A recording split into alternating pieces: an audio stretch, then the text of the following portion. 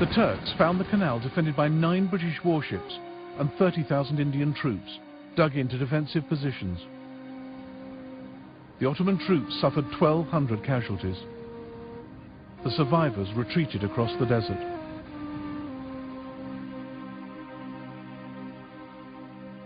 The attack had failed, but Africa was now a battleground in Germany's global war. She had 3 bases of operations: the Cameroons, Germany East Africa, where Letov was still at large, and German Southwest Africa with its ports and wireless stations.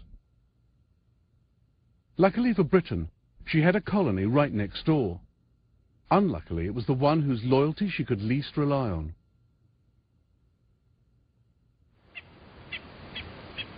The Union of South Africa was racially diverse. Blacks, Boers, and British settlers. Just 15 years before, Britain had fought a long, bloody war against the Boers. Many still had little love for Britain.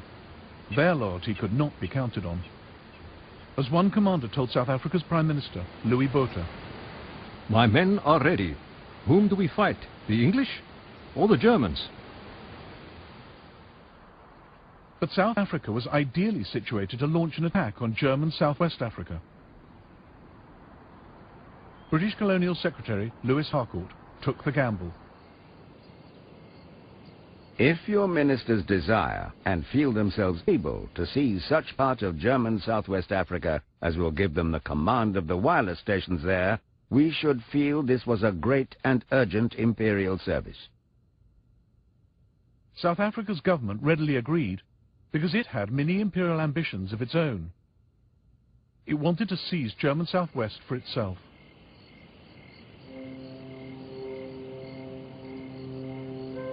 On the 14th of September 1914, South African forces crossed the Orange River into German Southwest.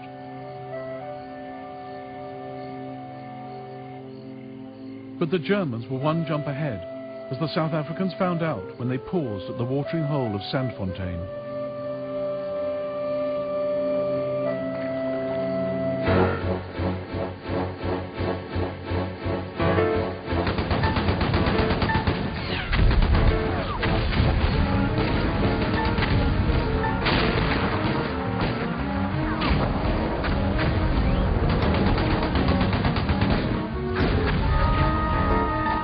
The South Africans were beaten, but there was worse to come.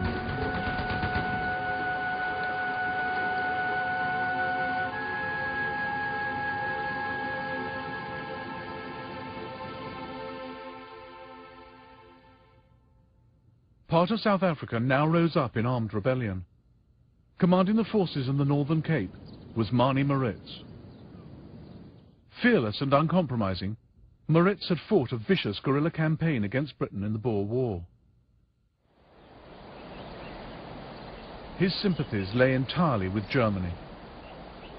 I received a telegram ordering me to take a large commando into German Southwest Africa. I was determined not to fight on behalf of the British Empire, and my officers and troops were in full accord with me. In October 1914, Manie Maritz crossed the Orange River into German territory at Squeet Drift to enlist German support.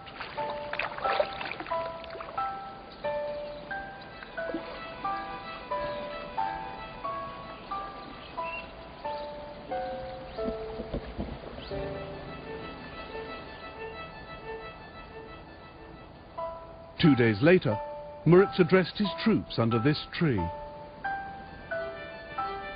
Now, men, we don't want to be ruled by the Jews and the financiers of England. General Beyers, General de Wet and myself have decided to form an independent South African Republic and have entered into an agreement with the governor of German Southwest Africa.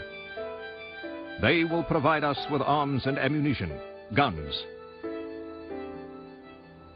On this step depends the freedom of the masses of the country.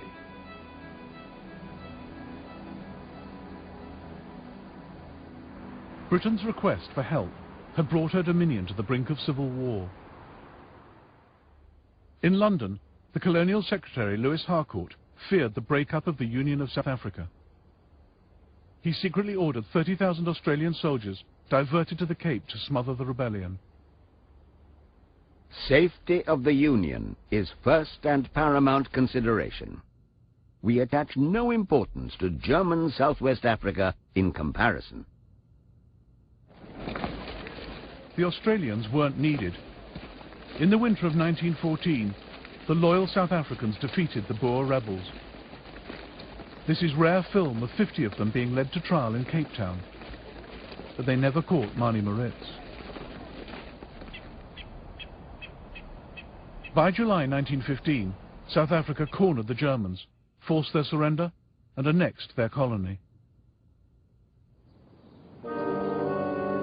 And Britain had more work for South Africa, north this time, to deal once and for all with von Lettow. London turned to South Africa's defence minister to lead the campaign, Jannie Smuts.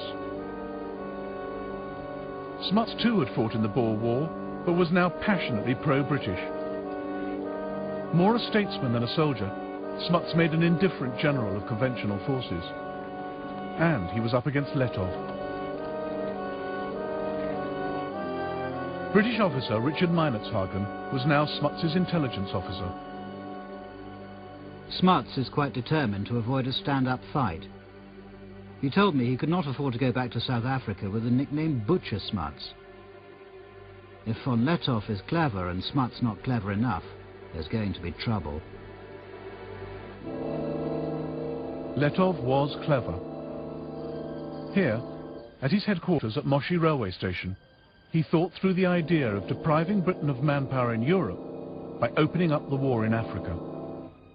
The question was, could we, with our small forces, prevent considerable numbers of the enemy from intervening in Europe, or inflict substantial damage on their armaments and troops?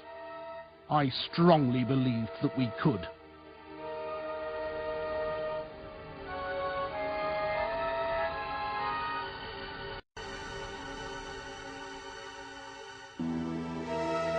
By August 1916, Lettow had become expert at his cat-and-mouse game. Von Lettow is slippery and is not going to be caught by manoeuvre. He knows the country better than we do. I think we're in for an expensive hide-and-seek, and von Lettow will still be cuckooing somewhere in tropical Africa when the ceasefire goes.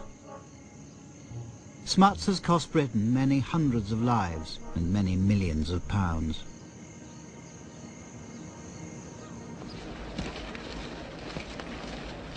Lettow ran his force of up to 15,000 soldiers, mostly black, on scrounging and improvisation.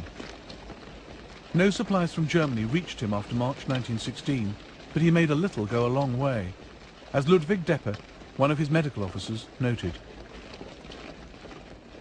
When there was no ammunition, Lettow would try to produce his own cartridges. If the men asked the commander for weapons or clothes, they were told, "Take it from the enemy." Lettow made war at cost price.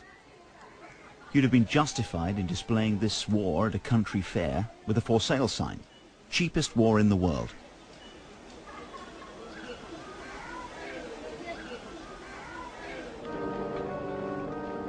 Jannie Smuts had 5 times Lettow's force and resources to match.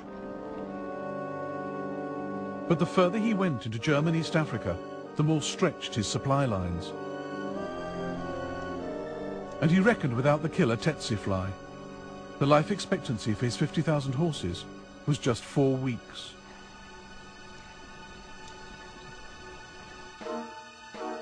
Torrential rain, mud, dust and boiling heat further slowed his progress. Intelligence was sketchy, maps inadequate.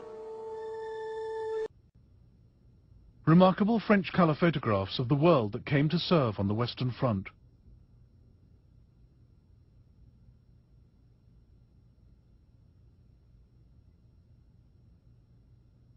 French General Charles Mangin had calculated that France could raise up to 300,000 from her empire for Europe. No one believed him. But in fact, they mobilized double that number.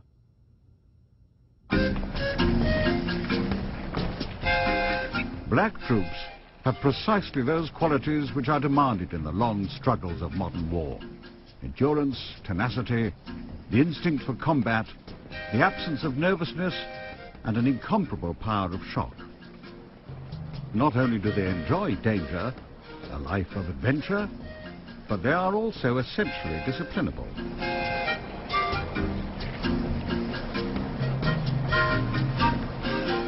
People started hiding and running away from the camp. There were all kinds of illnesses, even psychological illness. People didn't know where they were going or even why they were fighting. There were rumors that we would never come back, that we are going to be sold as slaves.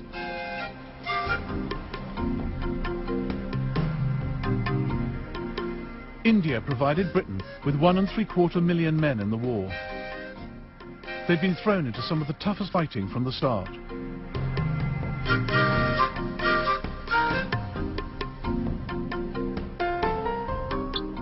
One Indian wrote to a friend, "The war is a calamity on 3 worlds and has caused me to cross the seas and live here. The cold is so great that it cannot be described. We have not seen the sun for 4 months. Thus we are sacrificed. I have neither sleep by night nor ease by day. There can never have been such a war before, nor will there ever be again."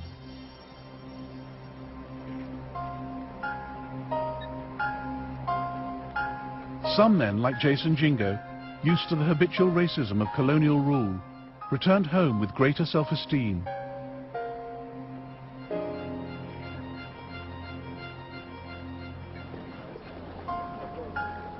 We had liked our time in France. It was our first experience of living in a society without a color bar. We were different from the other people at home. Our behavior, as we showed the South Africans, was something more than they expected from a native. We had copied the manners and customs of the Europeans, and not only copied, we lived them.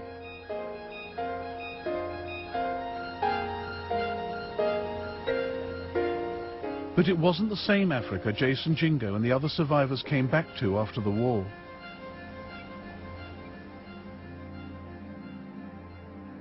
The empires which once carved it up had now turned parts of it into a wasteland, as German medic Ludwig Deppe realized. Behind us we leave destroyed fields and, for the immediate future, starvation. We are no longer the agents of civilization. Our path is marked by death, plundering, and deserted villages.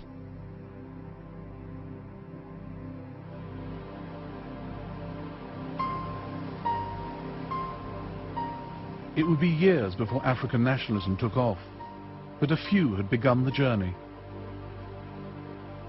In 1914, John Chilembwe challenged the basis of the war and Africa's place in it. And his words would haunt colonial officials for years to come. Let the rich men, bankers, titled men, storekeepers, farmers and landlords go to war and get shot. Instead, the poor Africans who have nothing to own in this present world, who in death leave only a long line of widows and orphans in utter want and dire distress, are invited to die for a cause which is not theirs.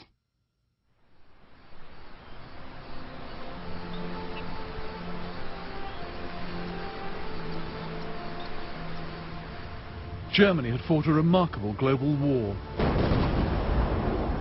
But it cost her cruisers, her wireless network, and all her colonies. Yet Germany had forced Britain and France to call on their empires and lean on their allies. In the process, these flexed their muscles and formed empires of their own.